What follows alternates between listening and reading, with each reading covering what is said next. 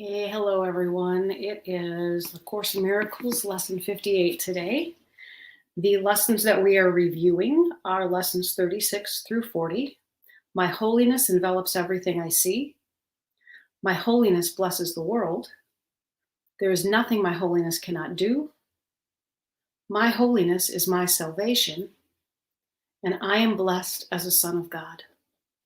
Number one, my holiness envelops everything I see. From my holiness does the perception of the real world come. Having forgiven, I no longer see myself as guilty. I can accept the innocence that is the truth about me. Seen through understanding eyes, the holiness of the world is all I see, for I can picture only the thoughts I hold about myself. My holiness blesses the world. The perception of my holiness does not bless me alone. Everyone and everything I see in its light shares in the joy it brings to me. There is nothing that is apart from this joy, because there is nothing that does not share my holiness. As I recognize my holiness, so does the holiness of the world shine forth for everyone to see. Number three, there is nothing my holiness cannot do. My holiness is unlimited in its power to heal, because it is unlimited in its power to save. What is there to be saved from except illusions? And what are all illusions except false ideas about myself? My holiness undoes them all by asserting the truth about me. In the presence of my holiness, which I share with God Himself, all idols vanish. Number four, my holiness is my salvation. Since my holiness saves me from all guilt, recognizing my holiness is recognizing my salvation. It is also recognizing the salvation of the world. Once I have accepted my holiness, nothing can make me afraid. And because I am unafraid, everyone must share in my understanding, which is the gift of God to me and to the world. And number five, I am blessed as a son of God. Herein lies my claim to all good and only good. I am blessed as a son of God. All good things are mine because God intended them for me. I cannot suffer any loss or deprivation or pain because of who I am. My Father supports me, protects me, and directs me in all things.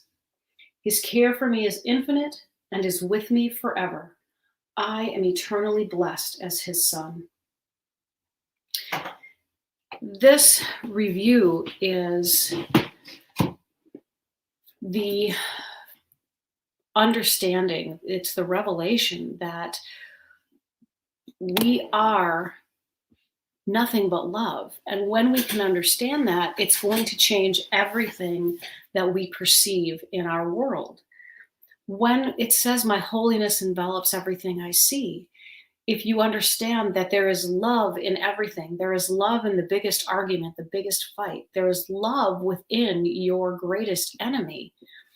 And then you stand back and realize that they too are in a world of illusion and they are coming from a place of fear. And so if you come from a place of love, you are no longer going to have that mirrored back to you, that fear.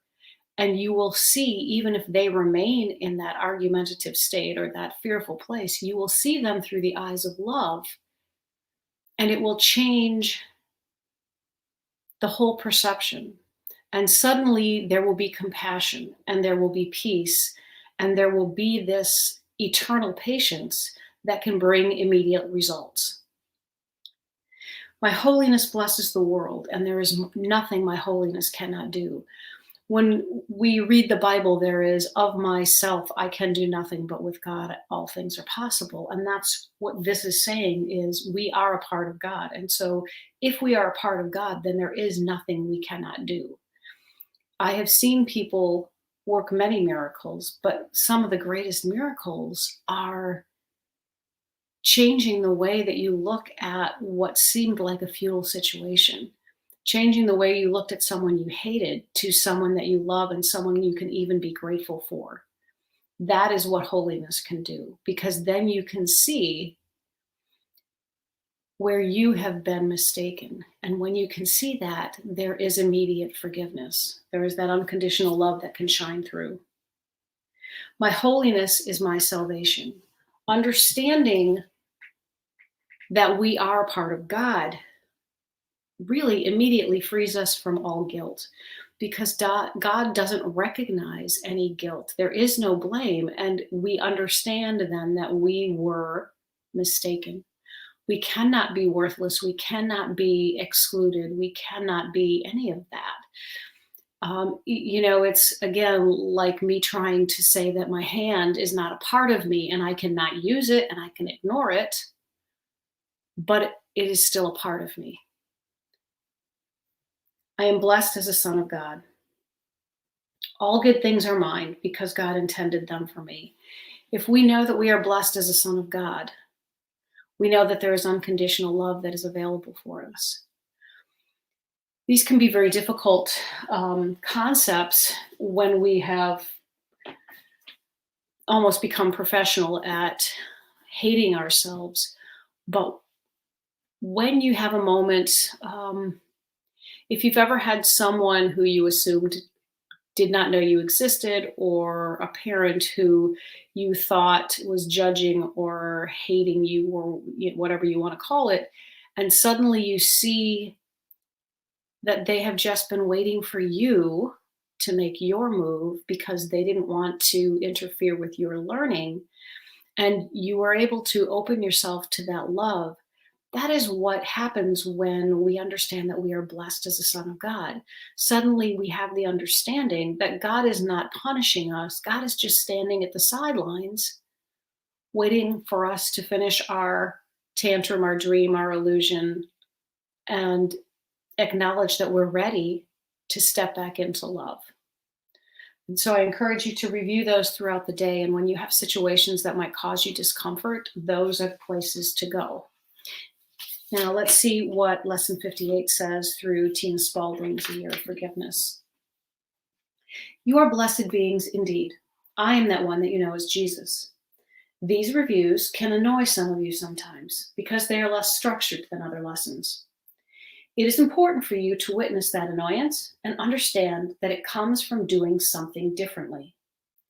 We want to address the idea of routines because of the contradiction and paradox in routines. You are, of course, setting up a new routine when you prepare your mind to view the day in a particular way. You could also consider this discipline. We want you to understand the reparation happening here, a reintegration and healing in the sense that the way you have handled your mind on a daily basis is incorrect and has caused damage. This discipline, this routine, gets you back into a place where you can actually be free. It's very much like when you've become lazy and gained weight. You must go through a period of deprivation of freedom, a period of discipline, to get back into balance. In that process of reparation and healing, you intentionally undo things that you have miscreated. That is what you do here. Once you have retrained your mind to align itself with love, you view your mind as holy and see forces at play that are not Newtonian in the sense of simple cause and effect, but can influence events, people, places, and things in seemingly miraculous ways. Once you've trained your mind to experience that, relaxation and going with the flow becomes a bigger part of your practice. For now, however, it is not.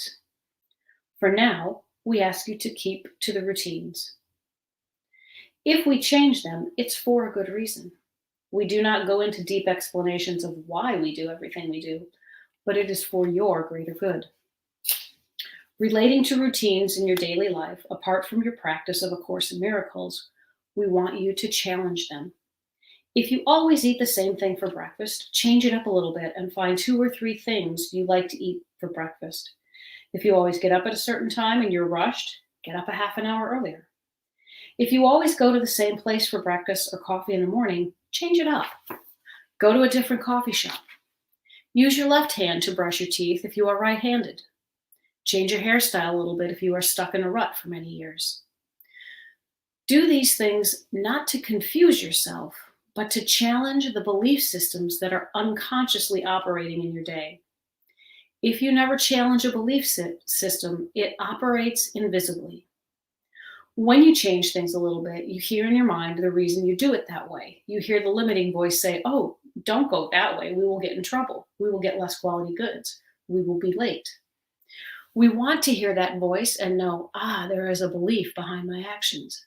By changing my routine, I am revealing to myself that I am driven by my beliefs. Perhaps you will hear a voice that says, don't go there. Remember that lady we saw in the store? We don't like her. Don't go to that store. Then you'll think, my goodness me, I'm avoiding a place because I had a negative encounter there with a person one day many years ago. I think it's time that I address that issue in my mind. I am that one that you know as Jesus. Enjoy challenging your routines. Give yourself some excitement. We will see you again tomorrow. It's interesting. I'm doing a couple of changes in my life, and we talk about checking in with our belief systems. And the concept of mindfulness is one of those things that incorporates this awareness. And so if you do things as a routine because you've always done it that way, you're on autopilot. And it does help once in a while, if you make that change, to listen to the inner dialogue that goes through you all the time. Just like computer systems have all of these systems and formulas running in the background. So we have formulas running in our background. They are our belief systems, and they were generated oftentimes when we were very, very young. And so we do not necessarily remember them. Not unlike getting up and walking, there are processes that are under that unconscious control. There are rules that we have learned, and we don't think about walking anymore. When I am driving to town, sometimes if I go to work in one direction and I've got the day off, I will often go on autopilot and head to work. It's a rule. It's a belief system that is running in my background that this is what we do every morning. We go to work. And then when I change that, I have to really be conscious and aware and present in order to make changes. And so if you are, if you do things the same way over and over and over again, what you may find is when you stop and go, okay, I'm going to try and, use my other hand or have something different for breakfast, and you start to question that, you'll come up with, well, that's the way mom said it was done, so I thought that was the only right way to do it. Or we always have bakery rolls on Sunday after church. It was a routine. It was a tradition. Well, a tradition is a rule that we make up. And while it may have served at one time, it may not be serving you anymore. And so it's really a good idea to check in with that. What will also help happen with that is then you will become aware of those places where your fears come up and where you are judging yourself harshly, where you have plugged in a rule that adheres to your illusion that you are less than, that you are separate, that you are lonely or alone. And so it will begin to change everything that you see in your world. Something as simple as questioning a Sunday routine. I'm trying to think about brushing your teeth with your left hand as opposed to your right hand, but it makes you feel like, well, I can't do that. And yet if we are forced to, we absolutely can. And I think we discover depths of ourselves that we did not really know exist. And so I encourage you, as you go through the lessons today, to look at your routines, to look at those autopilot things that you do every single day. Good morning, Miss Amy. I was hoping it was you. I was assuming it was you. Look at your routines. Look at those things that you do almost unconsciously and decide whether they are effective or not, because there are some things that we do that are really wonderful routines. And there are some things that we do that are looking to be changed at this point in time. It's not that you have to flip your whole world upside down, although when you do the Course in Miracles, oftentimes It happens, but it's very subtle. All right, I hope you have a great day. And I am, for those of you that are watching me live, I'm going to head over to Facebook and do a quick card pull. Take care. Bye.